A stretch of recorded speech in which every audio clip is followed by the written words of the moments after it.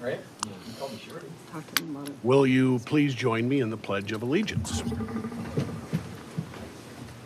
I Pledge allegiance to the flag of the United States of America and to the republic for which it stands, one nation, under God, indivisible, with liberty and justice for all.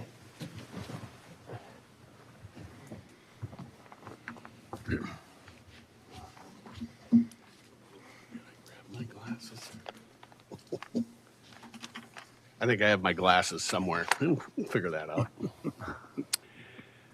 Public comments. Anybody in the audience today would like a? I could hold it here. Thank you. No, I think they're in my bag. I'll grab them. I'm looking a little more erudite right now than I prefer.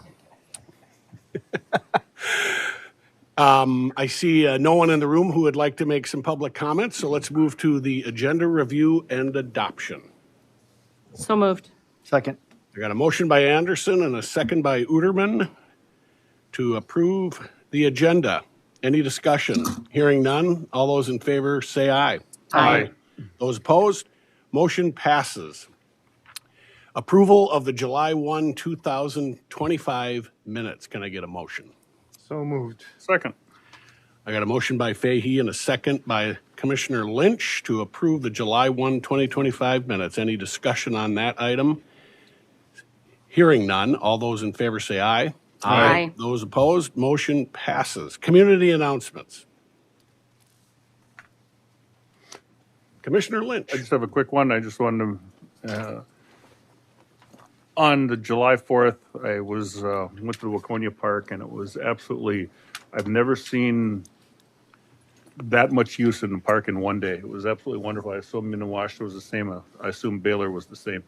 Everyone was orderly and it was wonderful. We haven't heard any accidents and there were so many people on the lake enjoying their freedom of this fine country. And it was absolutely wonderful to know that we had a part in that. So with that, that's all, Mr. Chair. Wonderful. Commissioner Fahey. Mr. Chair, thank you. Yeah, it was a great 4th of July for the Fahey family also. A lot of fireworks, a lot of fun. This afternoon, I'm going to go participate in the Farmer to Farmer tour out at Breesoft Seed Company, just outside of Bungards, and we get to talk about growing and feeding high oleic soybeans to dairy cattle and silage made right in the growing season. So I'm looking forward to that. There's a lunch being served and that this afternoon. And then also, excuse me, town ball this weekend. The Norwood Indians are taking on the Hamburg Hawks at Selman Field at 7:30 this Friday. And then on Saturday, the Young America Cardinals are taking on the Plato Blue Jays. It's Merchants Day at YA Field at 4 o'clock. So if you like town ball, the regular season's slowly coming to an end. Get out and support your local teams. And then this coming weekend, I'm going to be attending the 2025 Midwest Regional and Short Line Railroad Summer Conference. So I'm looking forward to sit in some of those conferences and chat with some more individuals about the regional rail. So thank you, Mr. Chair. One of my favorite topics. Commissioner Uterman. Mr. Chair, got a chance to meet with some local not-for-profits yesterday. They have an embedded navigator within their system and to learn the pros and cons and insights and impacts that they're having. And I know there's a lot of discussions about other not-for-profits doing the same. That was very informative, especially as we come into budget areas where we may look to cut some areas where sometimes that investment upstream saves us downstream. I know I'm not alone on the board in getting a bunch of feedback on road projects. There's a lot of them within our districts, and just a shout out to Ari and her team. Every communication thing isn't always perfect, but they do a great job of making adjustments and getting the word out. And it's amazing to me how few people like roundabouts. So the other thing is after something's been open for a week or two, you tend to find new driving patterns. And so I think after the first 2 weeks, the community has settled down a little bit and got to see where the best driving patterns are. And then about roundabouts, if you haven't had a chance to listen to it, it's pretty educational, informative, and entertaining. Our own Lyndon Robgent was interviewed on Carver County Local News podcast. He did a really good job. I'd listen to it at 1.5 speed, though, because you can get through it a little bit faster. But hang in till the end, because he answers some random questions of what his interests are in music and sports and all that other stuff. Colin shared some pictures this morning from the tornadoes that tipped down in Carver County, I think unofficially 6 of them. And when I heard that, I was just driving back from Wyoming, and my calendar got screwed up, and that impacted my inability to be here last week. So apologies for that. But it's coming through on the tornadoes, you think the worst. 6 tornadoes down in Carver County. What does that look like? And there was some tree damage, but no life lost. And I think they cleaned it up relatively quickly.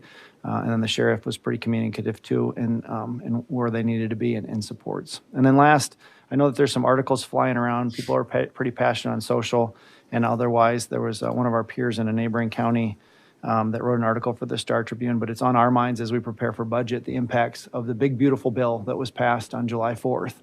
And regardless of your politics, I know that there was some shifts that were coming at the state level. There's shifts that are coming at the federal level. They're significant. And so we'll have to deal with those, and we're taking them one step at a time. But Roger offered some interesting commentary that looked at it I think his estimates were about 8.5% for his county. A base levy increase just from the federal shifts. And a lot of those won't happen immediately, but they'll happen in 26, 27, and 28. So thank you. Commissioner Anderson. All right, just want to shout out and thank the Sheriff's Department for helping out and providing security at the Chanhassen 3rd and 4th of July. It was a great event, very hot and humid, and but we saw lots of great people, and that was a good event. And I just wanted to shout out to Carver Mayor Courtney Johnson, who is first Vice President of League of Cities. So congratulations to her. And that's all I got. Okay, yes, 4th of July. Put the patio furniture on sale, and let's move on to fall and some football, I guess, is what that open up the corn shacks. And it was a big, huge, hot parade up in Chanhassen. Administrator Hemsey apparently was there. Apparently I waved to him and didn't see him. But it was hot. And, a guy wonders what we do in the winter because it gets so busy this time of year. And the tornadoes made it to about 1.5 miles of my house and died. So pretty lucky about that. Hats off to all the first responders and everybody who, what do we call those guys who look for the clouds? Storm chasers. Not storm chasers. Those guys, those are different guys. The real guys I'm talking about. And I hats off to the Chanhassen Rotary. I know we got a Chanhassen Rotarian here on the board, and Commissioner Anderson in all the hard work. I know when the 4th of July comes around and the urge to go up to a cabin or somewhere and relax, and instead you have to work a parade or pour beer or Check ID. check IDs. You're the check ID person. And so hats off to the Chanhassen Rotary. This Saturday at one of our great regional parks is the Minnewaska Mud Run. And but for I am healing from an Achilles surgery, I would be in it. And so I do have my little motor scooter, and I plan to get up there on Saturday morning to watch my fellow county commissioners participate in the mud and staff. So that'll be a lot of fun. But sign up for the Carver County or the Lake Minnewaska Mud Run on Saturday morning. So, okay, that's all I have. Can I get a motion for the consent agenda? I'll move approval, Mr. Chair. Second. Okay, got a motion by Lynch and a second by Uterman to approve the consent agenda. Any discussion? Just an aside, I did check, and I believe that scooters are allowed in the mud run. Yes, but not with a boot.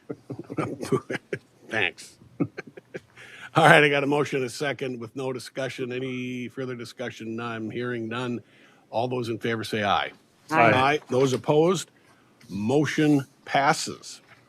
Item 3.1, resolution to proclaim July 20 through 26 in the year 2025 as National Pretrial Probation and Parole Supervised Release Supervision Week. That's a long one. Mr. Johnson. It's a tongue twister. Mr. Chair, good morning, commissioners. It's been a while since we've done this. I think my predecessor, John Clavens, did this many years ago. I don't plan to do this every year, but I think it's a good opportunity to get in the boardroom to celebrate what we do in our profession of probation. As you all know, I've been around here a long time, and I'm still convinced that the average person really doesn't know what we do.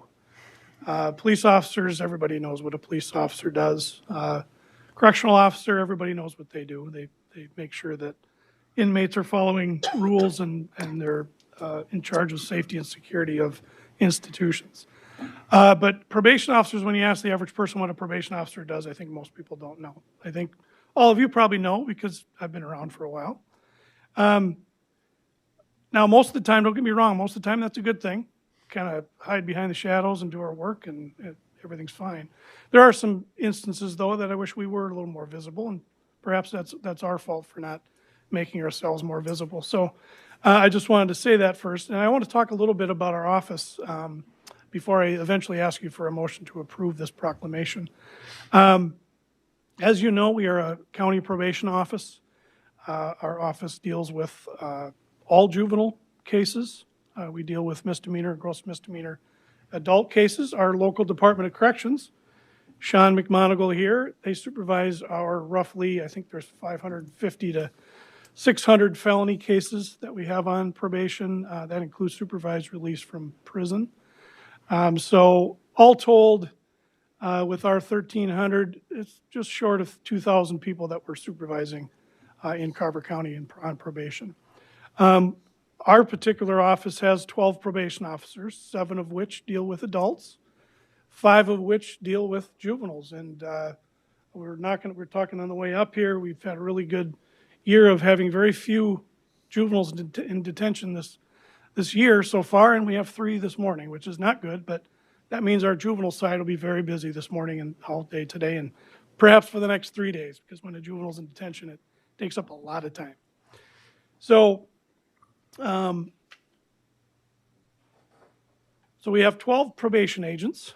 We have 2 fantastic support staff, administrative assistants, Rory and Mary, who enter all the data. They deal with our public that comes to the counter. Oftentimes that public is not particularly happy that they were just placed on probation, so they wade through some people who are often angry, often fearful of what's going on.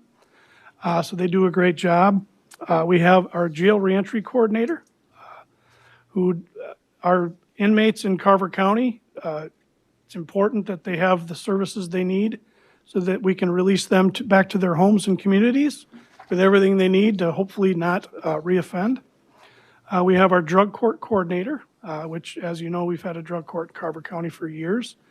Absent the drug court, these high-risk, high-need folks would more than likely be recycled in and out of the courtroom with new charges. So we're happy and we're grateful for that. We also have Christy Holcomb, who's our probation supervisor. She wrangles the 12 probation agents. Some of them like rules, others don't. But she makes sure that they do what they need to do. She does the quality control, how they interact with their clients. But Christy does a fantastic job. So that's essentially our office in a nutshell. There's including me, but I'm just frankly fortunate to work with these fantastic people. So they make my job extremely easy. So with that, I would like to just read the proclamation. Every year, our office celebrates this every year. We don't come to the boardroom every year, but we celebrate this week because it's our chance to get together now that we're all hybrid, but we get together, we have potluck, we do some fun things. We still do our work, of course, but we try to make it a more fun week than a normal week. What's this about a potluck, Eric? Well, that's coming. And we'll please send you- come every year. We'd appreciate it. We'll send you an invite. All you have to do is bring a dish to pass. But Mr. we'd Chair. love to see you in the room talking about this annually and doing the proclamation. We will consider that. But APPA does this every year. They have a fantastic conference that I sometimes attend. We've actually had a staff be chosen to present there in years past. I think I did that years ago. This particular January, our staff, Lindsay Jayawardena, was chosen to present. She couldn't do it, unfortunately, but we were going to send her out there to present her supervision curriculum for high-risk girls, but that didn't work out. So I would like to just read the proclamation here. National Pretrial Probation and Parole Supervision Week, July 20th through the 26th, 2025. Whereas National Pretrial Probation and Parole Supervision Week, PPPS, was established by the American Probation and Parole Association, whereas the American Probation and Parole Association dedicates 1 week every year to celebrate over 90,000 community corrections professionals around the country who work hard to keep our communities safe. Whereas this year, as APPA prepares for its annual training institute, community corrections professionals are encouraged to consider this year's theme, Heroes Behind the Mission, Transforming Lives, Enhancing Public Safety. Whereas Carver County Court Services' mission is to strengthen public safety by utilizing evidence-based practices which focus on the risk and needs of justice-involved individuals, victims in our communities in a restorative and responsible manner. Whereas Carver County Court Services works in collaboration with our justice partners, perfect example is Mr. Metz's office, as well as our local Department of Corrections office, to accomplish our mission of strengthening public safety. And whereas Carver County Court Services acknowledges the work of our probation officers, coordinators, and support staff is critical to enhancing public safety in Carver County. Therefore, be it resolved that we, the Carver County Board of Commissioners, do hereby acknowledge the week of July 20th, 2025 as pretrial, probation, and supervised release supervision week. I had to change that because we don't call it parole in Minnesota anymore. We call it supervised release. So I changed that. In Carver County in honor of the dedicated professionals who work to create a safer community for all in Carver County. So with that, I would just ask for a motion to approve this proclamation of National Pretrial Probation and Supervised Release Supervision Week in Carver County, July 20th through the 26th. Move approval, Mr. Chair. Second. I got a motion and a second. Any discussion? I know that I am, I guess, 2,000 people are on parole in Carver County. Heck, that could be several of my neighbors. It seems like a lot of people. So they must reside here, or do we spill out into other boundaries? How does that work, Eric? We spill out, Mr. Chair. We're kind of a pass-through county, so oftentimes we work with people that live in other counties, but we do transfer them to their home county. So the people that we work with are not just Carver County residents, but most are. But we are a pass-through county as well. And the word probation was a problem. Why? I think everybody understands the word. Parole? Parole. I don't know. Maybe Mr. McMonigal knows the reason for that, Mr. Chair. Parole would typically be granted by a parole board, where supervised release is part of a prison sentence. So that's all it is. Or I think anybody committed to Commissioner of Corrections, it's assumed that they'll serve 2/3 in the DOC facility with 1/3 on supervised release. It's automatic, not granted by any kind of board. Okay. Mr. Chair, it's probably mostly semantics. It is. It operates similar, so. Commissioner Uterman. Mr. Chair, thank you for doing this. Sometimes people don't go out of their way to do it, so thank you. And sometimes that falls hollow, so sometimes giving you a voice helps. You've experienced a lot of change in the last 5 years. Post-Floyd, post-COVID, changing some things at the state government, et cetera, et cetera. So what's been the biggest change for your department, and what can we anticipate maybe in the next 3 to 5 years, budgetary related or otherwise? Mr. Chair, Commissioner Uterman, the biggest change is coming. We have a commissioner of Corrections, Paul Schnell, who used to work here years ago, who's extremely energetic and is very committed to evidence-based practices. So we have a set of deliverables that are coming down, and eventually it'll be, I'm not sure how, but it'll be tied to funding. We receive, this coming fiscal year, we'll receive about $1.1 million from the Department of Corrections for our office for reimbursement.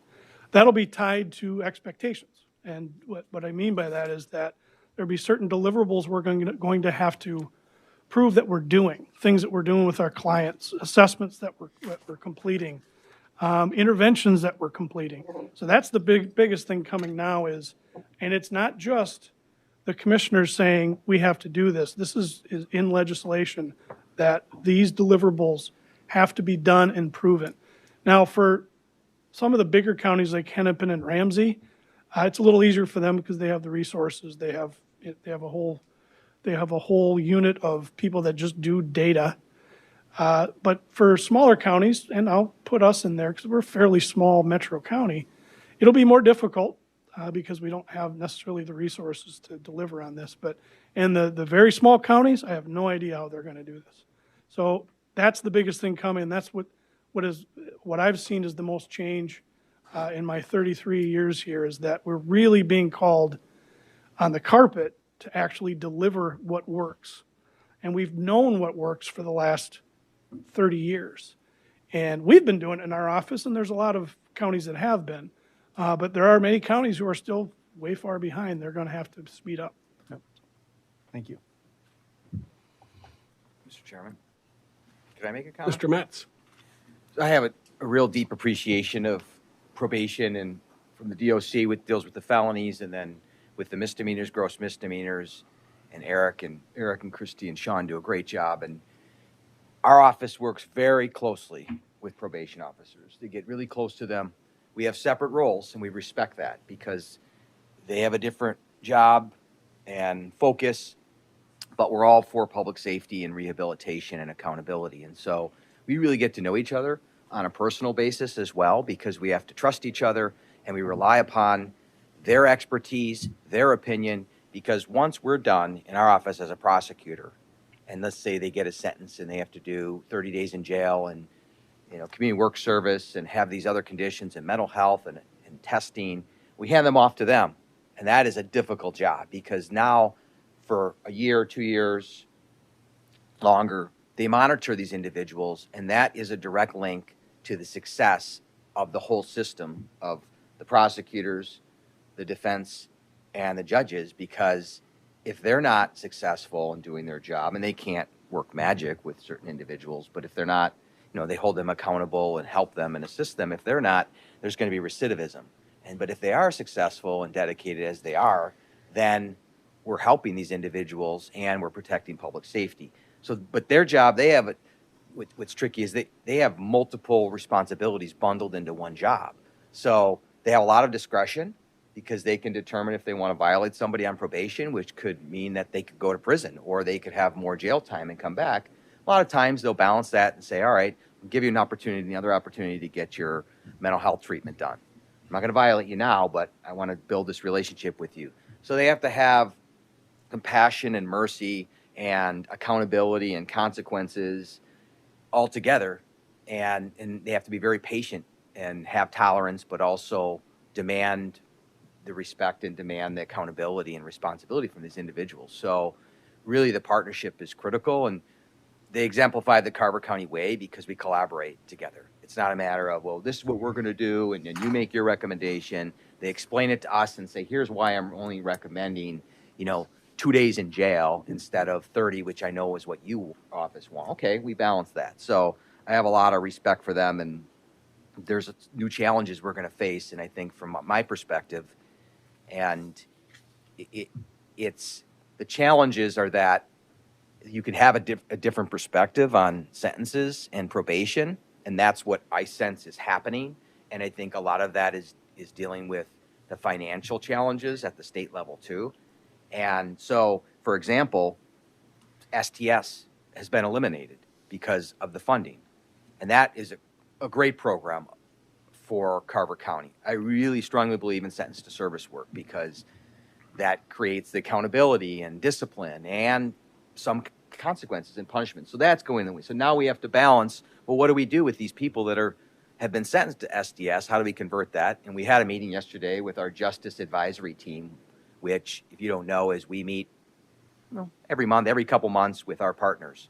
And it's for camaraderie, it's for dealing with big issues. And so we have our 5 judges, we have probation, we have the defense bar, we have our office, we have the sheriff, we have the chief of police in Chaska, we have, I don't know if anybody else, but, key partners, and we talk about issues, sentence to service and other things, and we provide lunch, and we get to know each other. And so yesterday we talked about that. How do we convert that?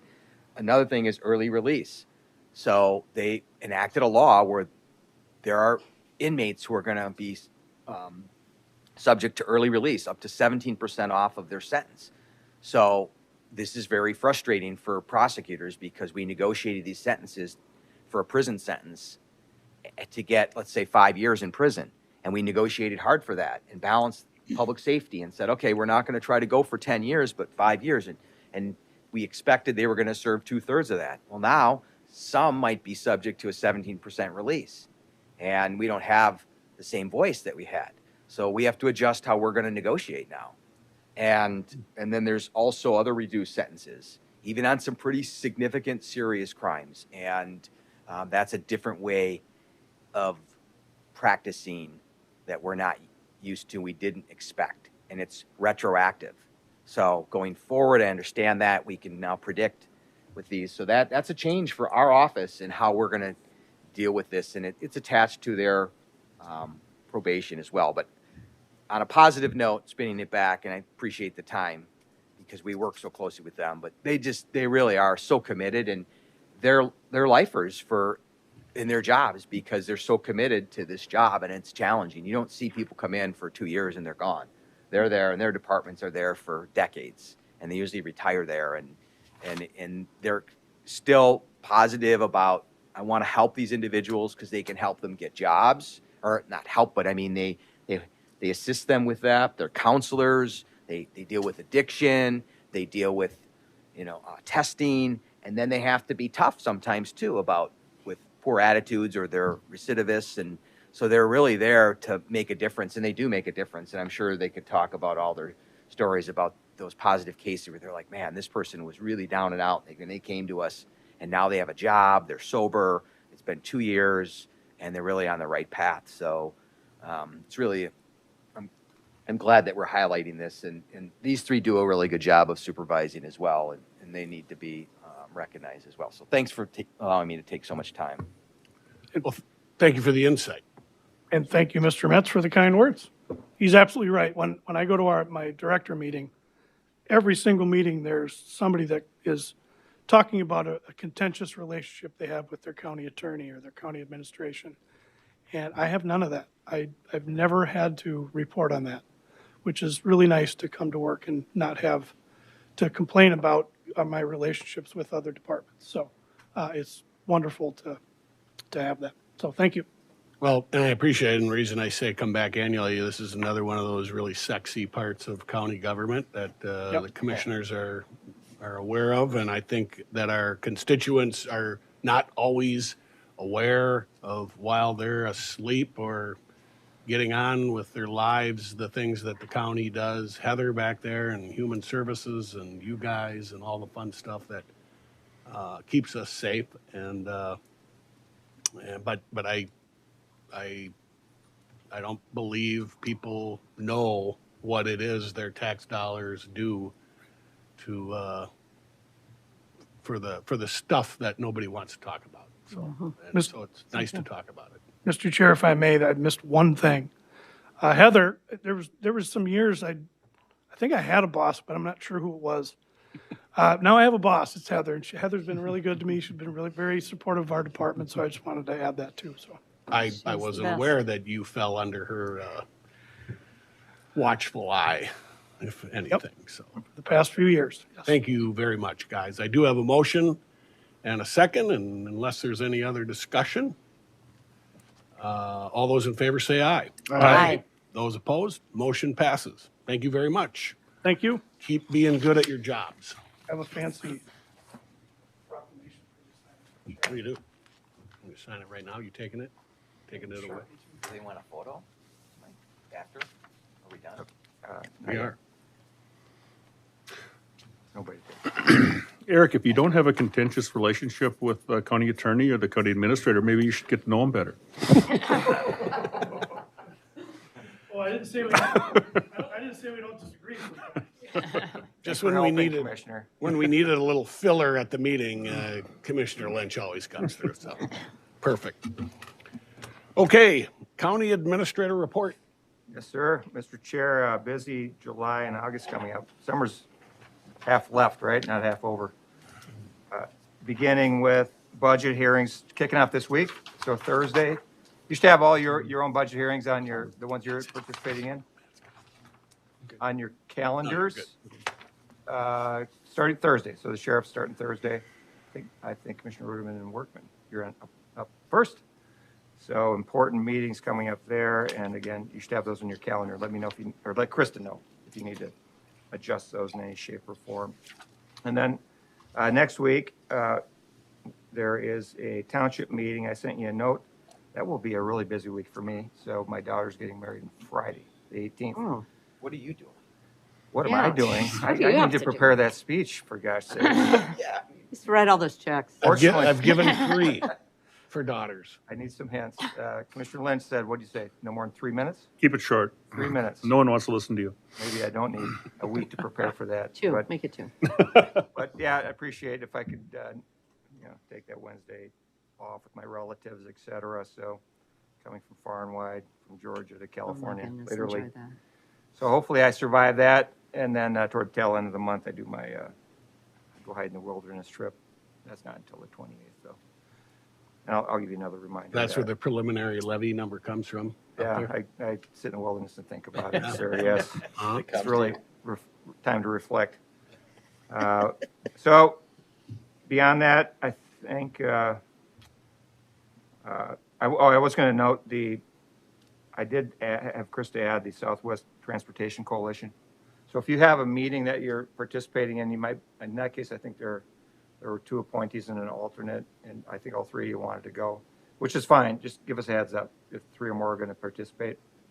And usually we can catch those, but it's helpful if you let us know because there's a timing element. If there's 3 or more of you, we need to get preferably 3 days ahead of that. So it doesn't happen that often, but that's an example. AMC, sometimes it happens on committees. And again, I'd like to see you guys participate in all this stuff. I'm not saying don't, but let's make sure we get good public notice on those. That's it, Mr. Chair. Thank you and congratulations on your daughter's wedding. That's a pretty big milestone, I would say. But I assume Mrs. Hemsey is more in charge of stuff. Yes, so sir. I learned that lesson the hard way. I could have told you. Go in the woods and get out of the way. Commissioner Lynch, do you have a motion? I move to adjourn, sir. Second. I got a motion by Commissioner Lynch and a second by Commissioner Fahey to adjourn our meeting today. Any discussion? Hearing none, all those in favor say aye. Aye. Those opposed, motion passes.